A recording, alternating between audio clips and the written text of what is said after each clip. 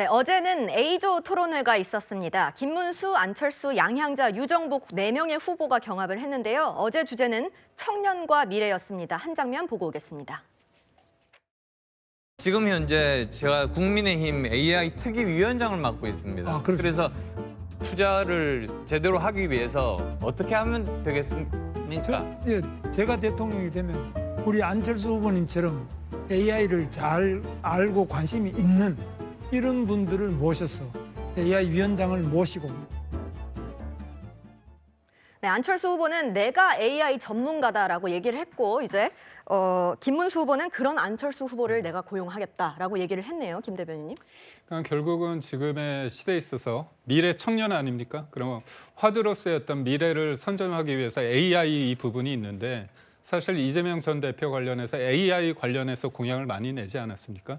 안철수 후보 입장에서는 본인이 AI 관련해서 가장 가까운 이미지를 가지고 있다고 생각을 해서 이런 어떤 공격적인 질문을 했고요.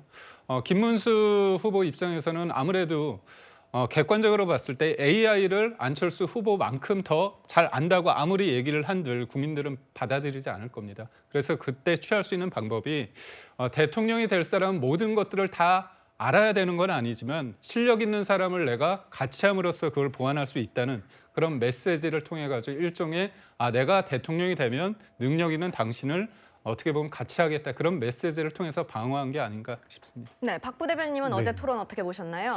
일단 뭐 보수도 제대로 서야 되는 것이고 진보도 제대로 서야 되는 국면에 있기 때문에 국민의힘 내부 경선이 잘 이루어지길 바라겠습니다. 다만 아쉬운 점은 내부 경선임에도 불구하고 상대방 후보들에 대한 얘기들만 일관하고 있는 점이 우리 국민들이 볼 때 과연 정치가 정치적인 역할을 제대로 하고 있는가라고 묻지 않을까라는 생각이 듭니다. 네. 안철수 후보는 최근 과학자 출신이다라는 것을 부각하면서 법률가 출신들보다 자신이 경쟁력이 있다고 강조하고 있습니다. 저는 의사에다가 과학자에다가 창업자에다가 경영자에다가 교수에다가 정치인 아닙니까? 그리고 또 모든 분야에서 국민에게 도움이 되는 그런 결과를 만들어낸 그런 사람입니다. 이제는 과거 일만 다루는 법률가는 오히려 뒤로 갑니다. 그래서 오히려 정말 앞을 내다보고 미리 준비를 하는 그런 경영자나 또는 과학자들의 시대가 왔다. 그 상징이 바로 이 이국종 교수의 그 발언에 담겨 있다고 그렇게 저는 해석합니다. 네, 이국종 병원장의 발언이 되게 논란이 됐었는데요. 장 변호사님, 네.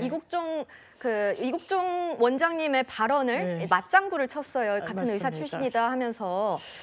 그러니까 이국종 원장이 했던 발언이 최근에 상당히 화제가 됐었는데요. 입만 터는 문과가 다 해먹는 나라다. 그러니까 아마 이과생들이, 공대생들이 상대적으로 좀 덜 대우받는 거 아니냐라고 이제 그런 부분에 대한 문제의식을 드러낸 것 같은데 아마 안철수 후보 같은 경우에는 본인이 이공계 또 의사 출신으로서 벤처 어떻게 보면 성공 신화를 써내려간 부분이 있고 그런 부분에 특장점이 있는데 법률가는 지금 말씀대로 상당히 과거 회귀적일 수밖에 없습니다. 법은 보수적일 수밖에 없고 이미 일어난 일에 대해서 법적인 잣대를 대는 거라서 우리가 지금 검찰총장 출신의 대통령이 대한민국을 어렵게 한 부분을 보여주고 있잖아요.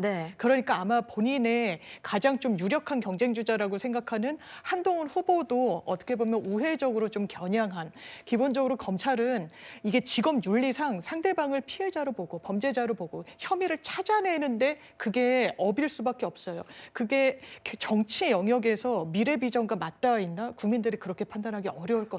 그런 부분에 있어서 상대적인 우위에 본인이 서 있다는 점을 강조하고자 했던 것 같습니다.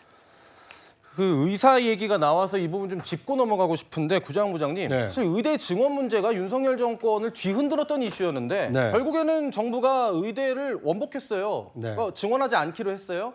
이 부분은 어떻게 봐야 됩니까 우리가? 그러니까 이게 뭐 적절한 비유인지 모르겠습니다만 선무당이 사람 잡는다 그러지 않습니까? 그러니까 치밀하게 준비해서 어떻게 하면 그 성과를 이룰 수 있을까 과정에 대한 충분한 검토 이후에 실행을 했어야 될 의대 정원 확대 문제가 지나치게 성급하게 추진되다 보니까 사실상 의대생과 일반 국민들 그리고 정부와의 갈등만 증폭시킨 채 아무것도 이루어지지를 못했거든요. 도대체 이 1년 반 이상 되는 이 의대 정원 확대 문제를 가지고 의료 개혁이 됐다라고 인정하는 국민이 얼마나 있을지, 또는 의료계에서는 이번 그 논쟁을 통해서 생산적으로 법과 제도가 바뀌었다라고 인정할 만한 그 의료계 인사들이 얼마나 될지, 앞으로 정부가 어떤 정책을 추진하든 이해 당사자 그리고 그 정책의 수혜자가 되는 국민의 동의를 밟아가면서 차근차근 질서 있게 추진하지 않으면 아무리 좋은 뜻을 가지고 시작했다 하더라도 그 결과가 오히려 국민과 이해 당사자들에게 피해를 줄 수 있다. 굉장히 나쁜 선례가 만들어진 것이 아닌가, 굉장히 알겠습니다. 안타까운 생각이 듭니다. 김기웅 대변인께서 또 대통령실에 계셨기 네. 때문에 짧게 의견을 좀 여쭙고 싶은데, 오늘 의대생들이 또 장외 집회도 예고돼 있더라고요. 어떻게 보면 지금 윤석열 정부에서 의료개혁을 했을 때 저희가 제대로 못한 부분에 대한 어떤 책임이 있습니다. 근데 그런 과정 속에서 충분히 정부가 원상 회복을 위해서 의대의 어떤 숫자도 원상태로 했는데도 불구하고 예. 의료계에서 이렇게 집단 행동을 한다는 부분, 그리고 원래 자리로 찾아오지 않는 부분에 대해서는 조금 국민의 어떻게 보면 비판이 있을 것 같은데요. 예. 실질적으로 의대 정원만 늘리려고 했던 게 아니라 필수 의료에 대한 재정 지원과 그다음에 의료 사고가 났을 때 의사분들에 대한 책임성 완화, 그다음에 의료 수가의 현실화, 여러 가지 얘기를 많이 했습니다. 근데 다만 인원에 너무 포커스를 두다 보니까, 그리고 또 반발하는 어떤 의료계의 어떤 반발이 커다 보니까 결과물을 내지 못했는데, 다음 정부에서는 저희의 어떤 아쉬운 부분을 잘 채울 수 있게 하고, 무엇보다도 의료계도 정부에 맞서기보다는 국민을 위해서 일정 부분 저는 양보도 해야 되지 않을까, 그런 알겠습니다. 생각을 해봅니다. 의대 증원 문제는 뭐 여러 차례 우리가 논의를 해본 바 있고, 지금 이제 선거 국면에 있지만 후보들도 이 부분 좀 잘 참고했으면 좋겠습니다.